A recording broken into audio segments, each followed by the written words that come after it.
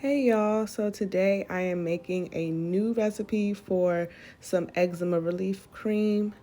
Right here I am putting some organic oatmeal into my blender and I'm going to blend it all up. This is basically colloidal oatmeal. So instead of me having big pieces, I'm just going to blend it all up and make it into a fine powder. And don't clown me. I have a lid, but it was dirty and I didn't feel like washing it, so I just put a paper towel over top. So I'm just blending it up here, and I'm gonna pulse it a few times just to get it nice and fine because I don't want any big chunks in my cream or in my butter. So I did this, I think, like 3 times. Just, you're not gonna get it all, but just most of it, and you don't need too much. I was doing measurements in my head because this is the first time I'm making this recipe here, so I was just kind of playing around with it to see if it was good. So I'm testing it out here, and I think this made about 1.5 to 2 tablespoons, and that's basically all I needed. I think it was a perfect amount. And watch me struggle to get this thing off. Okay, so that's what it looks like in there. And now I'm going to sift it into the measuring cup. So I'm just putting it in like a really fine sieve, and I'm going to shake all the little bits of powder into there. And I think I did this like twice, and that's how much I got. I got about 2 tablespoons from doing that. Everything else I just got rid of because it was too big. And you'll see there's a lot that was actually too big, but that's okay. I didn't want it. So I did this, like I said, 2 times, just shaking and tapping it to get out as much as I can.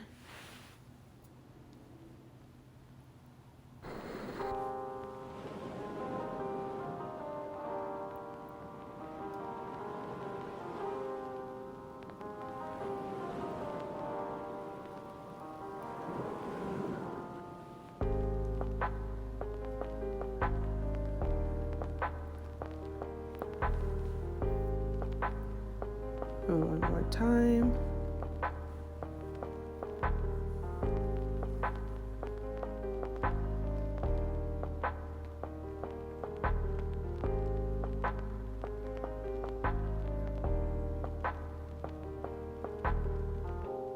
All right, and that's what it looks like after.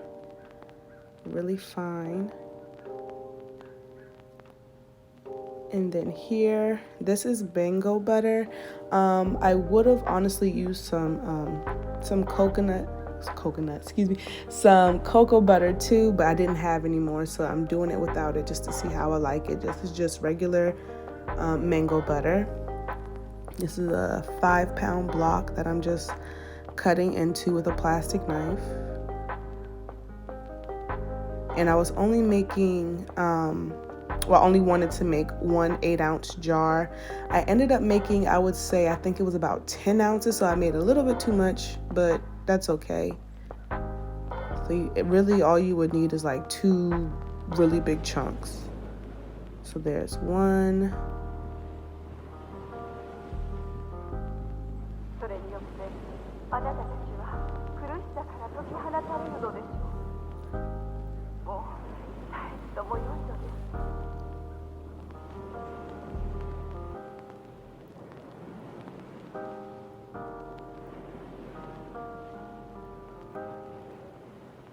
This would have been easier if I used my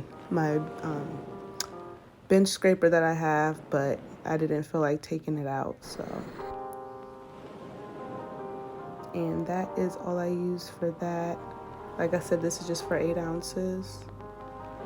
And then I took it over to the stove for a double boiler. And I'm just melting that. Underneath is just some water. I think I have it on about medium here, which you don't need to have it up high. It melts very easily. And now I'm adding in my yellow beeswax. This is so that it holds its form, and it's because I'm not whipping it, so I'm just pouring it straight into my container. So I wanted to hold and have some type of texture. And of course, beeswax is really good for skin conditions because it helps to seal into your skin for added moisture. And I would say I added in about 3 tablespoons of that, just eyeballing it. And then I'm just melting everything down, mixing it in. It only took about, I would say 5 or 6 minutes to get everything fully melted.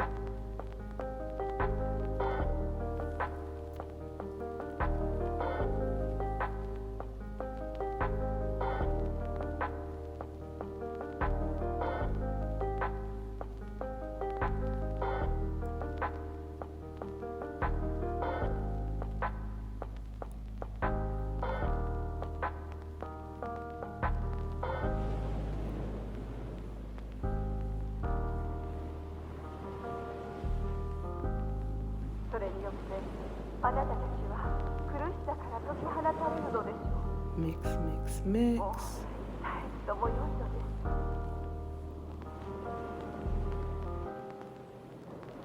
I got tired of burning myself because it did get pretty hot. All right, and then as you can see, most of it is melted. And now I'm adding in my natural honey. And I would say I added in a really generous tablespoon of that. You don't need a lot at all. And I just let that melt until that last chunk of mango butter was melted.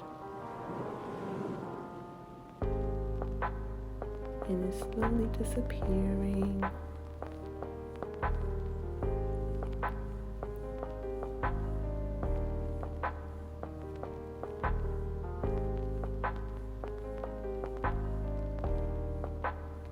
Clearly, I walked away from the camera. I don't even know to grab what.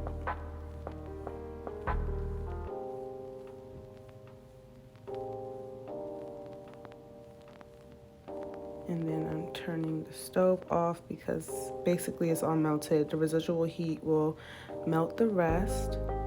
And here I'm just stirring up the mixture that I made with the mango butter, the yellow beeswax, and the honey. And I'm adding in my oils. The first one I'm using is avocado oil. I forgot that I actually had my Crafter's Choice avocado oil in the cabinet. So I'm using the one for my kitchen, but this is just for me. I'm not selling this product, so it's okay. And then next I'm taking some coconut oil. And I do want to mention, after I cut the camera off, I did add in more avocado oil, and I did add in some more coconut oil because I didn't think the ratio was right. So I added in a little bit more of each. And then I'm also adding in some hemp seed oil.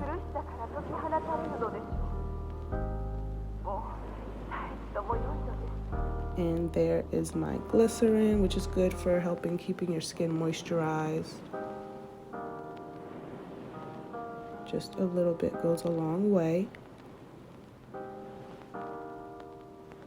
And then that is my vitamin E oil. Anytime you're using anything for the skin, I feel like you should use vitamin E oil. And it's good to keep out bacteria as well. I did also use a germicidal just so it can keep my product fresh and it won't spoil. Even though with oils and stuff it usually doesn't, but it'll extend the shelf life. And it's pretty thick, so I'm mixing that all in. So those are all of my oils going in there, giving that a good stir. Look at that liquid gold, it's so pretty.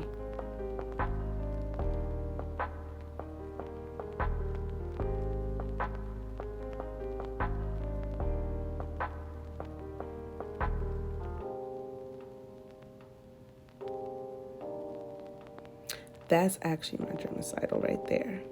That's what that is, yes. Okay, so then I put that in, just a little bit, stirring it one more time. And now I am adding in my essential oils. So I believe that was 10 to 15 drops of peppermint oil.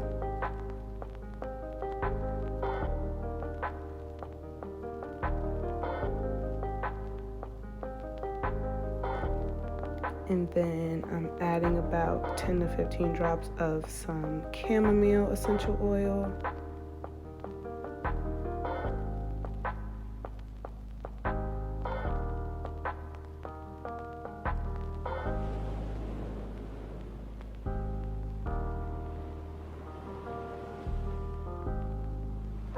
I always add in an extra 1 to 2 drops just for good measure. This is a stronger recipe that I'm making because my family and I's eczema is pretty bad, so just to be on the safe side.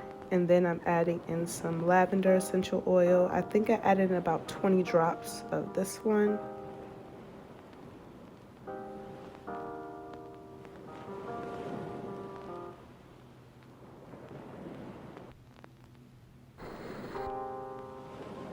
That might have been about 25. And then last I have tea tree oil, and I believe I did about 20 to 25 drops of that.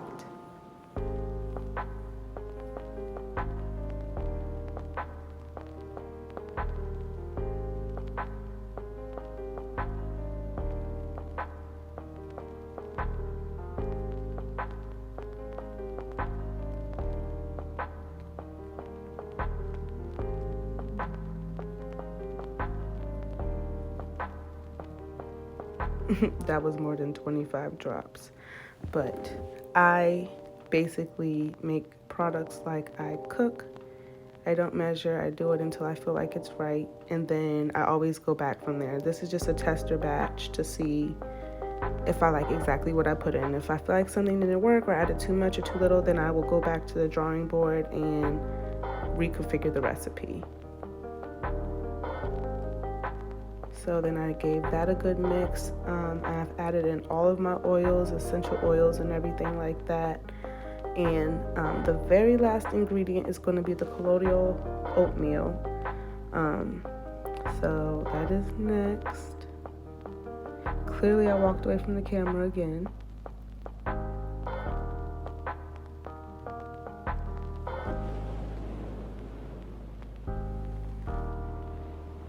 That's what it's looking like. Everything is fully incorporated.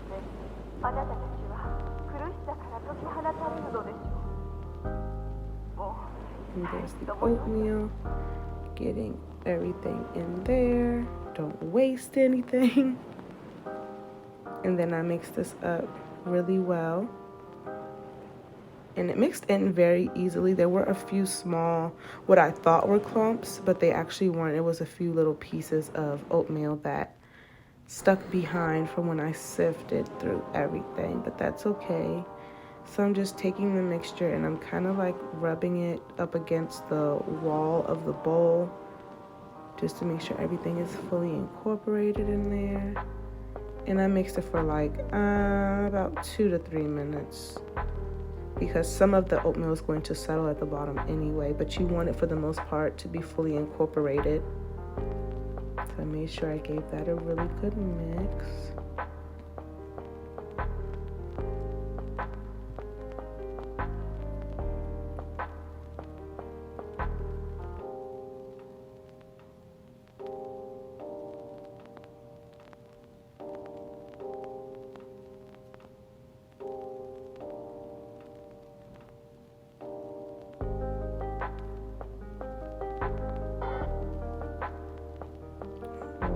So after mixing it all, that's what it looks like.